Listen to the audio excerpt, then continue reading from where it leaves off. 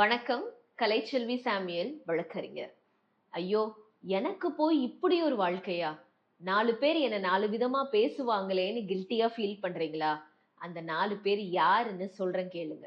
புள்ளைய பெத்து வச்சிருக்கா பாரு, கொஞ்சம் கூட மரியாதை தெரியல. வீட்டுக்கு வந்தவங்கள வாங்கன்னு கூட கூப்பிடாத ஒரு புள்ளன்னு அடுத்தவர்கள் பிள்ளைகளை குறை சொல்றவங்க யார் தெரியுமா?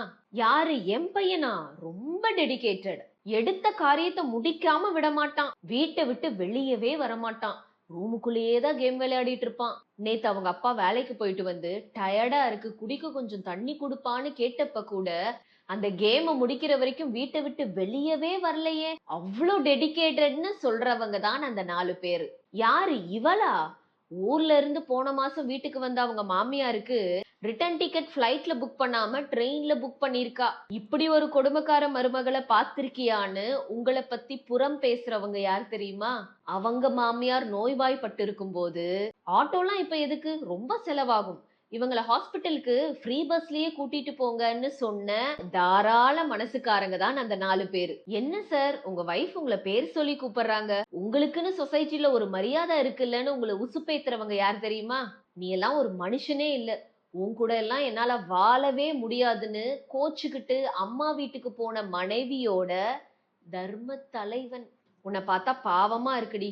காலையிலயும் சாயங்காலமும் கணவர் குழந்தைன்னு குடும்பத்தை பார்த்து பார்த்து கவனிச்சுக்கிற. உனக்கு ஃப்ரீடமே இல்லைன்னு உங்க மேல இறக்கப்படுற அந்த 4 பேர் யாரு தெரியுமா? என் ஹஸ்பண்ட் 15 வருஷமா சவுதியில வேலை பாக்குறாரு.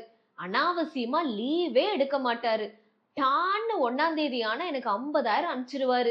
நான் என் பேர்ல அடுக்குமாடி வீடு கட்டி எங்க அம்மா அப்பா என் தம்பி அண்ணன் குடும்பம்னு ஒன்னா ஜாலியா ஸ்விக்கில ஆர்டர் போட்டு சாப்பிட்டுட்டு ஷாப்பிங் டூர்னு லைஃப ஜாலியா என்ஜாய் பண்றேன்ற பேர்ல கணவன் உழைப்பை குடும்பமாக சுரண்டி பிழைக்கும் பொறுப்பான குடும்ப தலைவி. இந்த 4 பேரை பார்த்தா பயப்படுறீங்க?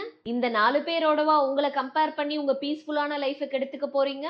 இங்க யாருமே பெர்ஃபெக்ட் கிடையாது. உங்கள் நிம்மதியை சந்தோஷத்தை அடுத்தவர்கள் அளவீடு செய்ய ஒருபோதும் அனுமதிக்காதீர்கள். இளமையில் மனைவியை ஆதரிக்காத எந்த ஒரு கணவனும் முதுமையில் மனைவியின் அரவணைப்பை எதிர்பார்க்க தகுதியற்றவன். இளமையில் கணவனின் பணம் பொருளை அனுபவித்து விட்டு முதுமையில் அவனை தூக்கி எறியும் எந்த ஒரு மனைவியும் நல்ல மனைவி என்ற அங்கீகாரத்தை பெற தகுதியற்றவள்.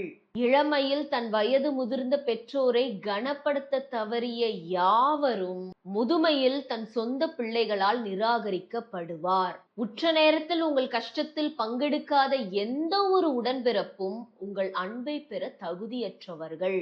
உங்கள் அன்பை தயவை தவறாக பயன்படுத்தி உங்களிடம் பணம் பறிக்க முற்படும் எல்லா உறவுகளிடமிருந்தும் சற்று கவனமாக இருங்கள். நன்றி.